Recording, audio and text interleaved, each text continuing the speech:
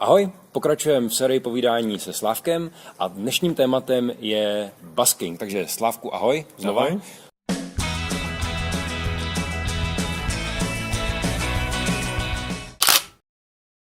Pojďme se podívat přímo na ten busking, umění na ulicích. Z pohledu cestování a low costu nebo nějakého dlouhodobého cestování je super si na cestách přivydělat. Jak baskovat je správně, nebo máš nějaký tipy, který bys dal lidem, kteří něco umějí? Jak třeba baskuješ ty? Jestli můžu říkat baskuješ, jak si vyděláváš na cestách?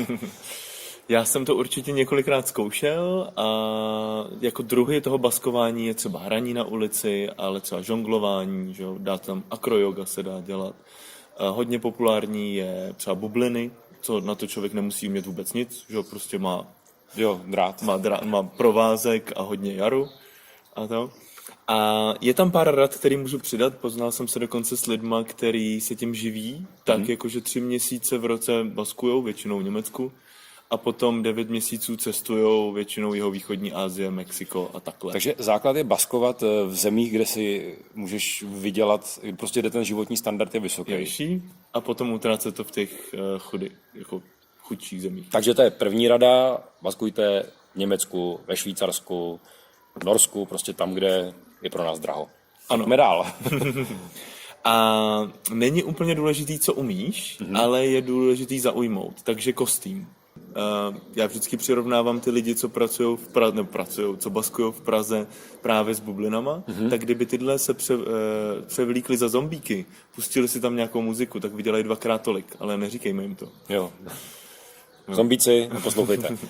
No a potom je strašně důležitý trik na závěr, takže umět, člověk toho jako nemusí kouzelnický úplně moc trik umět, nebo zaujmující? ale nějak jako takový to, že to tím celý skončí. Dejme tomu, já třeba když žongluju, tak vyhodím míček, chytím se ho za hlavou a tím to jakoby celý skončí. A ty lidi jsou takový, vidíš, to bylo dobrý, a zatleskají. A tím, jak prostě jsem to ukončil, tak oni jsou, taky teďka mu dám třeba tu 5 korun. Že jsi jim vlastně dal ten impuls, že už ti můžou něco zaplatit. Ano, že je to takový, že se to tímto skončilo. A oni udělají wow, takový ten trošku wow efekt. Jedna z důležitých věcí, na kterou si určitě zjistíte, když budete někde baskovat, každý město, ne každý stát, ale každý město má jiný podmínky. Třeba Praha je na tady to úplně skvěle specifická, kde v sudý hodiny se může hrát na pravém břehu Vltavy a v lichý hodiny se může hrát na levém břehu Vltavy. A nebo obráceně. Já nevím, nikdo to neví. Ani ty úředníci se v tom nevyznají. Co byla ta otázka, kde se tohle dozvíš? Na magistrátu? Mělo by na magistrátu, ale těžko říct, nebo na policii se zeptat, ale oni taky dost často neví. Tady ta věc je hodně záludná i v zahraničí, kde se za to dají dostat jako vysoký pokuty, protože zrovna stojíš na špatném břehu Vltavy třeba.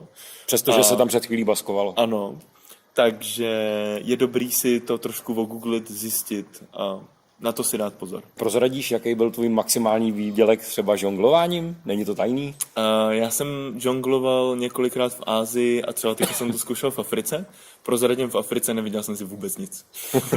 Dostal si třeba aspoň ovoce? Nebo ono by bylo zvláštní, kdyby běloch v Africe dostával peníze. Ne. To je... ale já jsem si to šel zkusit, že jsem si řekl, teď prostě byl jsem na nějaký rušný ulici v Nairobi. A měl jsi třeba okolo sebe aspoň okruh lidí, který to jako zaujal se tím? Ano, přišli, vyfotili takhle, koukli, nebo chvilku tam stáli.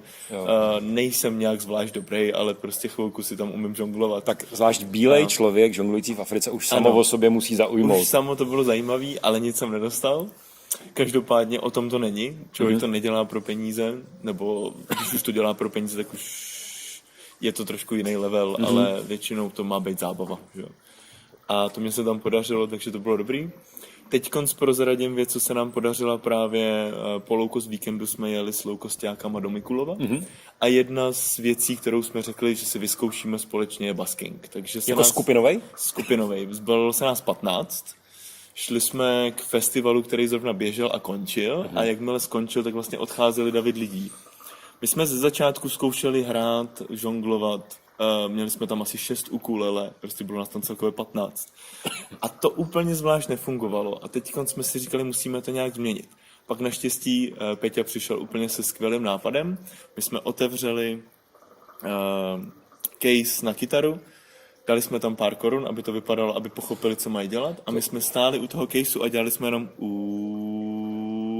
A jakmile někdo vhodil peníze, tak my jsme udělali jo, děkuju a začali jsme tam skákat, děkovat a takhle. Takže v zásadě jenom takováhle, jako řekněme, na to nebylo potřeba nějaký zvláštní ani talent. Vůbec nic k tomu člověk nepotřebuje. Potřebuje ten nápad. Ten nápad je to, co se vlastně vydělává, nebo to, co jako prodává. A my jsme během 20 minut vydělali 2000, s tím, že my jsme si jistí, že ty lidi, co tam vhodili, tak si to skutečně užili. A my taky, jestli na to z tohohle chcete vidět video, tak se podívejte na můj blog, Slávek Král Travel blog na Facebooku. A my ten samý odkaz dáme k nám do článku, abyste se ke Slávkovi dostali. Kde brzo bude. A další budeme to promítat i na mých přednáškách Low Cost Travel, a nebo to bude k vidění na festivalu Sraz českých bohémů, kde bude přednášky o jak low-costově cestovat, jak si v zahraničí vydělat, a nebo jak třeba dobrovolničit. Super. Tak jo, to bychom asi o baskingu tak nějak shrnuli, jsme to, je to jasný, vy se nebojte se zaujmout na cestách, udělat něco zajímavého, když nic jiného, tak třeba jenom získáte nový přátele, nebo se dostanete blíž komunitě a zažijete spoustu srandy. To je z dnešního dílu všechno, uvidíme se zase příště, mějte se krásně, ahoj. Přesně tak, ahoj.